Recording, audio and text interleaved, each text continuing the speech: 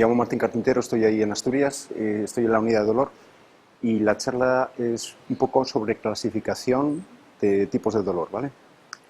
Entonces, los 4 estudios que hay así más importantes son esos de ahí, ¿vale? Que nos van a dar datos de la epidemiología del dolor. Vamos. Sí. Vale. Entonces, tipos de dolor. Pues se puede explicar desde un punto de vista de la evolución. Entonces hay dolor agudo, dolor crónico, que nos habían comentado antes. Después, desde el punto de vista etiológico, es decir, de la causa, hay dolor nociceptivo y dolor neuropático.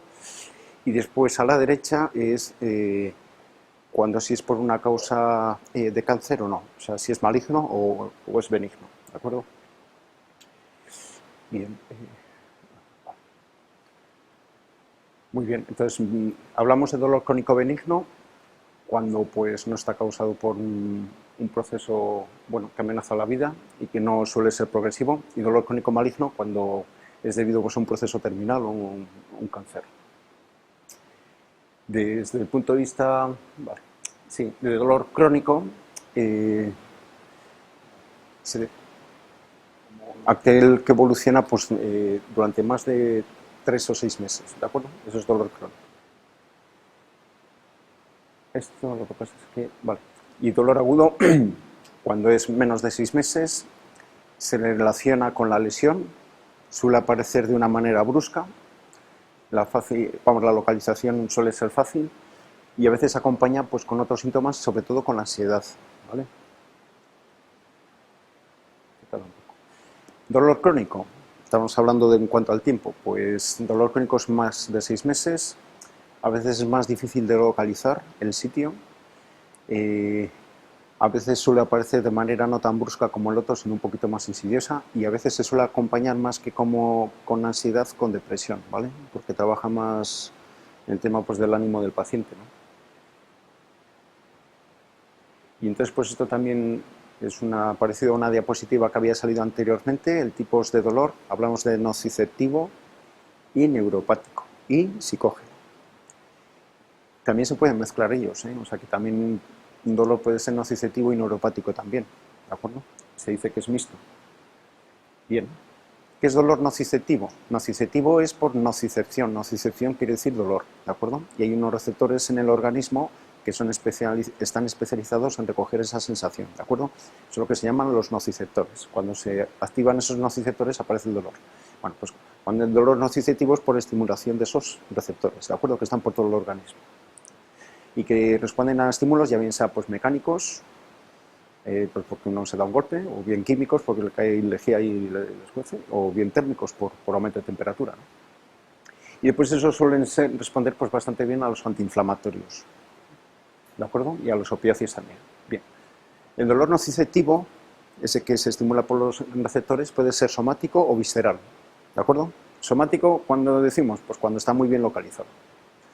Por ejemplo, los ejemplos así pues es cuando un dolor posoperatorio después de una intervención quirúrgica, o el postraumático porque cuando nos hacemos un esguince, ¿no? Pues nos duele el pie o la rodilla, músculo esquelético, pues eso, dolor cervical. Bien. A veces se exacerban con el movimiento y con el reposo mejoran. Y es siempre por una lesión tisular adyacente. Ese suele estar bien localizado. Entonces estamos hablando de dolor nociceptivo somático, ¿de acuerdo? Bien. También existe activación de esos receptores cuando están, por ejemplo, las vísceras, ¿de acuerdo? Entonces estamos hablando de dolor nociceptivo visceral. Ese a veces está mal localizado, porque uno cuando le duele la barriga, pues no le dice que me duele en este lado de la barriga o en otro, le duele la barriga en general, ¿no? Entonces es mal localizado, se ve a veces una distensión de una víscera hueca, y a veces también puede ir acompañado de otros síntomas, como puede ser por las náuseas o los vómitos, ¿vale? Uno cuando tiene apendicitis, a veces los primeros síntomas son vómitos y náuseas, ¿no? Y no sabe por qué, y a veces no tiene dolor de barriga, sino que no tiene así un poco tal, ¿no? Bueno, desde una apendicitis aguda, una pancreatitis, o cólico ureteral, o una colecistitis, ¿vale? Entonces, dolor nociceptivo visceral. Muy bien. Ahora hablamos del dolor neuropático. El dolor neuropático es cuando lo que aparece es una lesión o irritación del sistema nervioso, o sea, de los mismos nervios, ¿vale? Ya bien sea pues a nivel del sistema nervioso central, la cabeza o la columna. Y que a veces pues el dolor, pues, bueno, persiste tiempo, o sea, a veces no se produce el dolor nada más producirse la lesión, sino que a veces tarda, ¿no? Por ejemplo, un herpes, a veces el herpes aparece, uno no tiene dolor, o tiene mucho dolor o no, pero después a veces aparece al año y aparece una reactivación, ¿no? Después eso cuando queda ahí pues pasa tiempo, ¿no? Bien. Y después a veces el dolor se define un poco pues como quemante o a veces en plan trayazos o hormigueos y demás. Y a veces el tratamiento no es un antiinflamatorio, porque no hace nada, sino como está lesionado el nervio y es el nervio el que duele, a veces se tiene que utilizar, que también nos lo digo el doctor Vaca, pues los antidepresivos o antiepilépticos, ¿vale? Dependiendo del tipo de dolor, ¿de acuerdo? Entonces ahí los analgésicos tradicionales no sirven. Muy bien.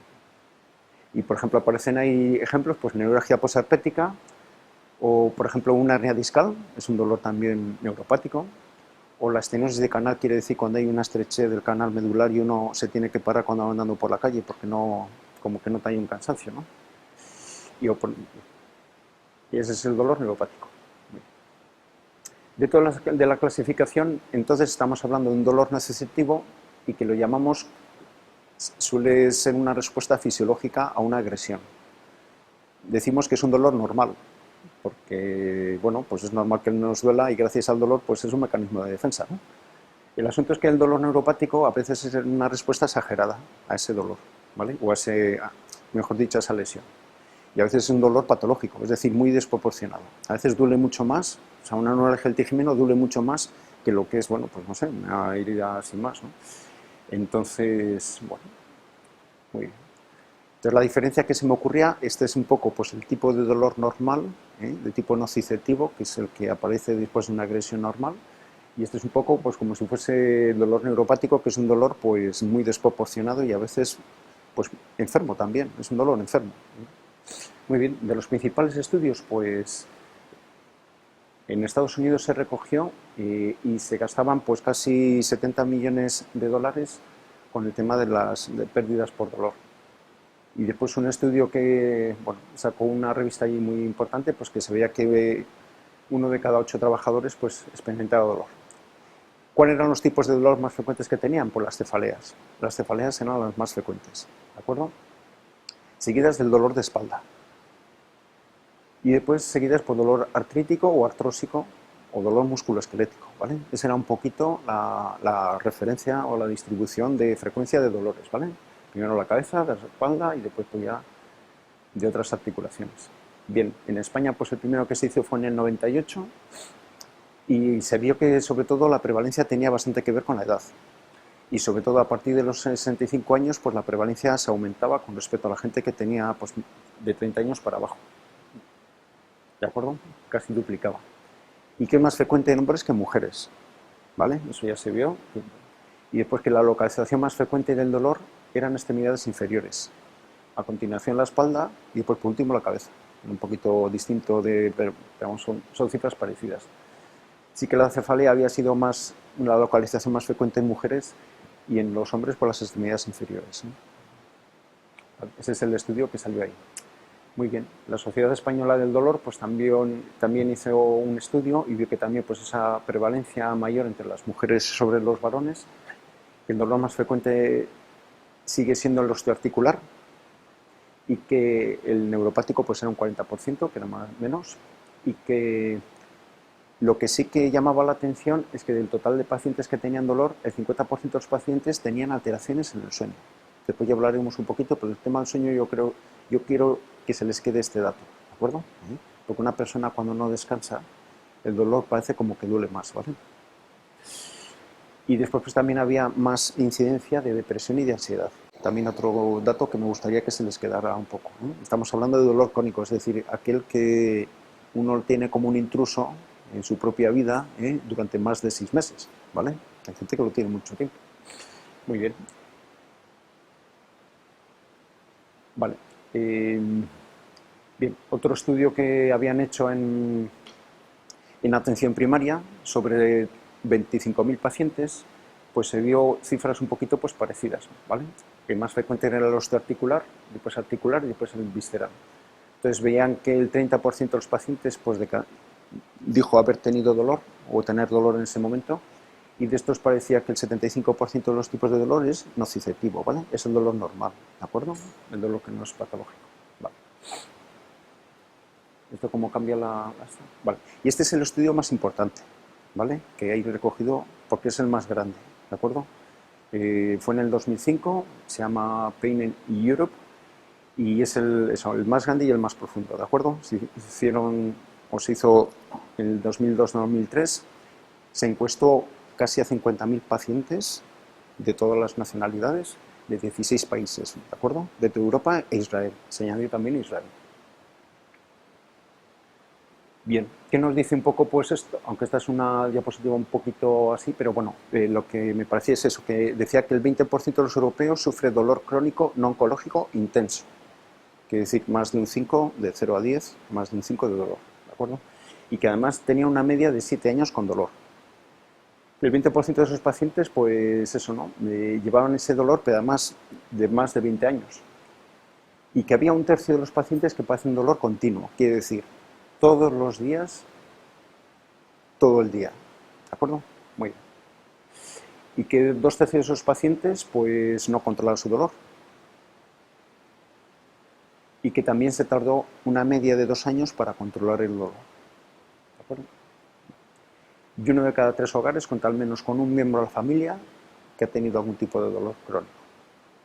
Y que en este grupo de pacientes el desempleo duplica los índices de las tasas generales. Esto también es muy importante, ¿vale? Tercera característica, ¿de acuerdo? Que me gustaría que se les quedara, ¿eh? El tema del desempleo, además del sueño y de... Vale.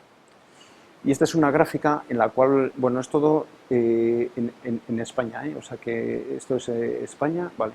Entonces ahí se ve que los pacientes que tienen dolor todo el día y todo el tiempo casi ocupaba 80% de los pacientes, ¿de acuerdo? Y que después un 30% de esos pacientes se añadía una depresión, ¿vale? Y eso es, bueno, la barra esa de la derecha. Y la barra de la izquierda quiere decir que 22% de esos pacientes también tenían una pérdida de empleo, ¿de acuerdo? Con el paso del tiempo, ¿eh? Y después la flecha de abajo del diagrama, lo que quiere decir que es el analgésico más habitual que se utilizaba cuando uno tiene dolor, son los antiinflamatorios. ¿Vale? Este es un dato estadístico, o sea que se preguntó a esos pacientes, ¿y usted cómo trata el dolor que tiene? Pues sí, con un ibuprofeno o con un naproxeno. O sea que eran los datos del S. Vale. Y aquí se ve que eso que es el analgésico más habitual, ¿de acuerdo? Eso no quiere decir que esté bien, sino que es lo que toma la gente para tal. Pero claro, sabemos que los antiinflamatorios no son siempre buenos, ¿vale? Y son buenos para el dolor, pero para otras enfermedades, por ejemplo, pues ya sabemos que la gente que tiene pues una úlcera o problemas gástricos, pues es, bueno, hay que tener pues bastante cuidado, ¿vale? La gente que es hipertensa, pues también. Y también para la insuficiencia renal, pues también. Y a los enfermos respiratorios, pues que tienen asma, pues también les puede añadir algún, ¿vale? Entonces que hay que tener cuidado, ¿de acuerdo? Bien. En cuanto al PNI Europe en España, los datos que salieron es que había un poco de prevalencia menor que en Europa, ¿vale? En Europa era un 20% de los pacientes, pues aquí parecía que salía un 11% de la población sufre dolor. Y que España, así como característica dentro de ese estudio, se vio que era el país de Europa con mayor incidencia de dolor crónico continuo, todos los días, todo el tiempo, ¿de acuerdo? Y era el país que más asociaba el síntoma de depresión, ¿de acuerdo? Y que también es el que registraba mayor demora en la atención del dolor. Vale.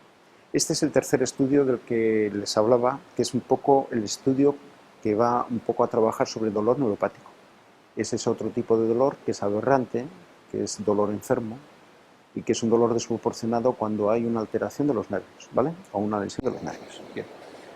Entonces aquí estos son los tipos de dolor neuropático que existen y se distinguían como 3 grandes grupos, ¿no? Que son las radiculopatías, quiere decir dolor de una raíz nerviosa, las neuralgias, pues alrededor de un recorrido de ese nervio por la piel, y las neuropatías. Entonces, por ejemplo, ejemplos de radiculopatías y neuralgias, pues la más frecuente pues es una ciática. La ciática es lo más frecuente, ¿vale? ¿De acuerdo? Y que lo más frecuente de la ciática es que aparezca en la zona lumbosacra, ¿de acuerdo? O sea, no suele haber... El segundo lugar más frecuente más pues es a nivel cervical y después torácico, ¿vale? Pero sobre todo es lumbosacro. Y después las neuralgias, pues la más frecuente es la neuralgia posherpética, ¿vale? La del herpes, la que deja después el herpes, después de dañar al nervio y al ganglio. Y la segunda es la neuralgia del trigémino, que seguro que conocen a lo mejor algún paciente o algún conocido que tenga pues, un dolor muy intenso pues, en la cara, ¿no? Vale. Y después están las neuropatías, que son cuando a veces pues, también por una enfermedad metabólica pues, se dañan todos los nervios en general, que después nos hablarán después del pie diabético, porque la neuropatía diabética es la más frecuente dentro de las neuropatías, ¿no? Aunque hemos quedado que las más frecuentes son las ciáticas, ¿vale? Muy bien. Entonces eso es un poquito pues, el diagrama por frecuencias. Vale. Y vamos a por el cuarto estudio y último, que es el estudio Pandora. Y este se hizo en España. Y lo que viene a recoger es evaluar a toda la gente que venía a las unidades del dolor y a la gente que venía por primera vez. Entonces era un estudio sobre cuál es el perfil de los pacientes que vienen por primera vez a una unidad de dolor, ¿vale? En un hospital. Y entonces, pues nada, se vio, vamos en un estudio pues transversal, multicéntrico, por 165 médicos y bueno, trata sobre 800 pacientes con más de mayores de edad y que habían aparecido pues, por primera vez en las unidades de dolor. Participaron 107 unidades del dolor, ¿vale? Esta es una distribución de unidades del dolor, por comunidades. Bueno, en principio 107, a lo mejor hay un poco, pues a lo mejor son 110 o un poquito más. Muy bien, y esto tarda un poco, como se ve que es. Bueno, entonces, ¿qué se vio en este estudio de Pandora? Pues de que gran parte de los pacientes son a partir de 60 años. Una cosa muy interesante que también me gustaría que se les quedase grabado es la relación que hay con el sobrepeso. O sea, casi el 50% de los pacientes que venían tenían sobrepeso. Un 20% eran obesos realmente y un 1% tenía una obesidad mórbida, es decir, enorme, ¿vale? Entonces, y esto sí que me gustaría que se les quedase en esta idea, porque son datos que salen ahí, como el tema del sueño o del tal, pues que son importantes, ¿de acuerdo? Porque sí que afectan la calidad de vida, ¿de acuerdo? O sea, no solo porque la obesidad uno tiene más prevalencia, por así decirlo, pues para tener dolor, sino que a veces la obesidad abarca muchos aspectos de la vida, ¿de acuerdo? Yo creo que sí que una buena manera de luchar contra el dolor es controlar el peso, ¿vale? Yo creo que eso es lo único que ustedes pueden hacer o un paciente puede hacer y no puede hacer el médico, ¿vale? Bien, y que el 60% eran mujeres, ¿vale? Por médicos que nos enviaban a las unidades de dolor, pues los que más frecuentes era el traumatólogo y el médico de familia, ¿vale? Esos son los especialistas que más nos envían pacientes a las unidades del dolor, ¿de acuerdo? Hay otros especialistas, por supuesto, neurocirujanos, reumatólogos, neurólogos y tal, pero por número, pues eso. De ese estudio lo que sí que se veía es que los enfermos que tenían dolor, el 75% de ellos tenían asociadas otras enfermedades, es lo que se llama comorbilidad. ¿Qué otras enfermedades eran? Pues bueno, que el 55% de esos pacientes que tenían dolor eran hipertensos, ¿vale? Segundo, pues que tenían también alguna enfermedad relacionada con el colesterol o los triglicéridos. Después un 27% tenían un trastorno depresivo. Un 25% pues a veces asociaba ansiedad. Y un 22% tenía diabetes. Era la quinta alteración más frecuente que asociaban los pacientes que venían con el dolor, ¿de acuerdo? Bien. Como son datos estadísticos, pues son los que aparecen y ya está. Vale. Este yo creo que es una gráfica interesante porque, bueno, pues un poquito el círculo de la derecha de la izquierda nos dice la distinción entre dolor oncológico y no oncológico, o sea, si es maligno o no. Un 3% de los que nos llegaban a la unidad de dolor, el 3% solo eran pues eso, con el dolor asociado al cáncer, y después en el gráfico de la derecha era la distribución de los tipos de dolor. Entonces el 70%, que es el cuadro más grande, se refiere a dolor osteoarticular, ¿vale? O musculoesquelético, ¿les parece? Después hay un 16% de dolor neuropático, que puede ser una ciática o eso, ¿no? Una hernia discal o tal. Después dolor de tipo mixto, otro 15%, cuando asociaban por las dos cosas también, porque a veces cuando uno tiene una ciática no solo duele la pierna, sino que también le ha empezado a doler la espalda, ¿no? Entonces asocian las dos cosas, ¿de acuerdo? Nociceptivo y neuropático. Y después un 2% que, pues, de otros tipos de dolor. ¿Qué se veía aquí también? Pues que de los pacientes que nos venían, sobre todo pues por lumbociatalgia eran la mayoría de los pacientes que venían, bueno, la mayoría, ¿no? Un gran número de ellos. Después lumbalgia también era otra entidad que venía y después la artrosis generalizada, ¿de acuerdo? Y después ya los otros eran un número más pequeño. O sea que en total nos venían sobre todo gente con dolor lumbar y dolor en extremidades inferiores, es decir, sobre todo eso de cintura para abajo, ¿de acuerdo? Era menos frecuente pues eso, ¿no? De cervicales o así, bueno, es lo que menos salen también, pero bien, después está un estudio Itaca que es más pequeño, pero que se vio que el dolor articular es el que genera más consultas, ¿vale? Sobre todo relacionado con la columna vertebral, ¿vale? Es el dolor más frecuente. Ya me quedan pocas diapositivas.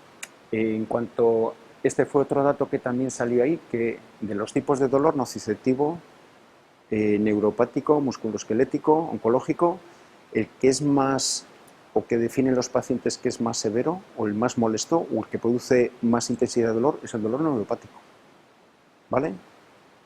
Pues sí, a veces, aunque uno cree que la rodilla le molesta mucho al andar, la gente que, por ejemplo, manifiesta neuralgia del trigémino o posherpética tiene un dolor muy intenso. O sea, tan intenso que a veces lo único que se les ocurre es quitarse del medio. O sea, es un dolor intenso y a veces, bueno, pues esos son los dolores neuropáticos, como cuando uno le dan un calambrazo o un dolor de muelas continuo, de estos que, pues eso, es un dolor de esos neuropáticos, ¿no? Muy intenso, ¿vale? A veces más que un dolor oncológico, ¿vale? En cuanto a la intensidad, pues, bueno, el 7% de los pacientes estaban sin tratamiento y el 50% de los pacientes tenían tratamiento con antiinflamatorios, ¿vale? Esto tarda en salir. Bueno. Y que nada, los analgésicos más habituales que tomaban eran paracetamol, ibuprofeno y nolotil, ¿de acuerdo? Que eso luego, bueno, que ya se entendía. Y que las unidades de dolor tal vez lo que hacemos es bajar un poquito el número de antiinflamatorios por lo general, y a veces sí que es cierto que subimos o utilizamos más esos opiáceos un poquito pues menores, ¿no? Que bueno, había salido antes, pues tampoco. Y después una de las cosas características de las unidades del dolor es que al 55% de los pacientes que nos vienen solemos hacerle técnicas de infiltración o invasivas. El doctor Baca les había dicho esa escalera, pues del último escalón es el escalón cuando hay que, pues porque es mucho más intenso el dolor, pues hay que poner o bien opiáceos, o sea, derivados de morfina, o bien hacer técnicas, ¿vale? Técnicas analgésicas. Y pues las técnicas más frecuentes pues fueron las infiltraciones epidurales, facetas y nervios, ¿vale? Y ya para pues las últimas cosas, que el dolor lumbar es la principal causa de limitación física e incapacidad en sujetos menos de 45 años, que el dolor es uno de los principales motivos de consulta en atención primaria, o sea, uno sobre todo cuando va al médico es pues, porque tiene un dolor, y que el dolor no aliviado también es la razón más frecuente de cambio de médicos, y que a veces la media para conseguir el control del dolor pues de 2 años o así. La mayor parte de los pacientes experimentan trastornos del sueño. Yo creo que eso pues es importante. 30% pues es lo de depresión, y que a veces se asocia pues también a intentos de autolíticos, ¿vale? De intentos de suicidio, ¿eh? Y que también hay una media de 16 días laborales de pérdida al año, ¿eh? De trabajo. Y que también otra de las cosas que lo pongo aquí en amarillo es porque a veces un paciente que tiene dolor durante mucho tiempo, al final quien lo afecta son la pareja y los hijos, ¿vale? Entonces, a veces también se enferma la familia. Y que a veces pues hay una incapacidad para desarrollar actividades físicas normales que nos ayudan a veces pues eso, ¿no? A mantener pues una calidad de vida mínima, ¿no? A veces ese dolor pues, y alteración del sueño están muy relacionados. ¿Por qué? Porque a veces con el sueño pues esa gente no repara y no descansa, ¿no? Entonces pues hay una incapacidad a veces para conciliar el sueño, o a veces pues también para mantenerse pues tiempo dormido, ¿no? Hay gente que también incluso pues durante la mitad de la noche pues se despierta. Lo que sí que se ha visto es que el impacto del insomnio pues en la calidad de vida pues es muy claro, ¿no? y que a veces pues también hay una incidencia 4 veces superior de añadirse una depresión a la gente que duerme poco y mal, por el tema del dolor. Y también hay disminución del rendimiento del trabajo, o sea, la gente que no duerme o duerme poco trabaja después mal al día siguiente, ¿no? Y es menos... Y que también hay más riesgos de accidentes, por ejemplo, de tráfico o laborales. Bien. Y bueno, yo creo que... no sé si termina aquí. Bueno, dos cosas para acabar. Hay 5 factores que influyen pues, en la prevalencia del dolor. Uno de ellos que la esperanza de vida. España es de las que más esperanza de vida tiene, ¿de acuerdo? 80 años para los hombres y 85 para las mujeres. Y que, bueno, antes habíamos dicho que el dolor aumentaba con la edad. Pues, por ejemplo, nosotros en Asturias, personas mayores de 65 años, hay casi el 25% de la población. Pero no solo eso, sino que también ahora hay personas mayores de 80 años, que es la cuarta edad. Y que también, pues, bueno, el hecho es que cuanta más edad tienes, pues más incidencia hay más de diabetes o de tumores o de enfermedad artrósica, ¿no? Segundo eso, pues bueno, también se distingue entre dolor en medio hospitalario, que sí que es cierto que en la encuesta que hicieron a los pacientes, de cada 2 pacientes que iban al hospital, deberían haber pasado dolor en el hospital, ¿vale? Y que a veces tienen más miedo al dolor que a la muerte, la gente que va al hospital. Bien. También en el medio ambulatorio, pues es considerado el principal argumento de asistencia sanitaria y que es la causa más frecuente de baja laboral, ¿vale?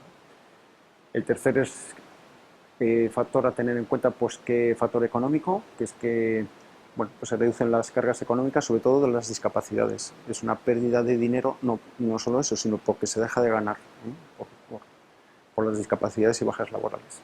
El dolor multiplica por sí la probabilidad de asentismo laboral. El cuarto factor que sí que es interesante es que ahora con el paso del tiempo pues la medicación está mejorando, es decir, se descubren nuevos fármacos y nuevas formas de aplicación, por ejemplo de los parches, pues también eso ha facilitado a veces pues la distribución de un fármaco, ¿vale? Y también a veces facilita que uno se adhiera mejor a ese plan de tratamiento, ¿vale? Porque las unidades de dolor lo que hacemos son planes de tratamiento, ¿de acuerdo? Pensamos un poquito, pues eso. Y después el quinto factor pues sería el derecho del paciente al alivio del dolor, que esto también pues ha cambiado ahora poco a poco o está cambiando. Quiere decir que ahora pues la calidad de vida pues prima y esto entonces pues lo que se trata es de ese derecho a no padecer y a no tener dolor. Y en la medida de lo posible, si lo podemos aliviar, pues lo aliviaremos, ¿vale? Pero hay una especie ahora como de derecho pues a la calidad de vida, ¿no? Y eso por lo de la quinta constante médica, pues eso que también ahora pues se suele preguntar en los hospitales y en atención primaria, pues eso, ¿no? ¿Cuánto dolor tenemos? Yo creo que ya está. Y ya está. Yo ya no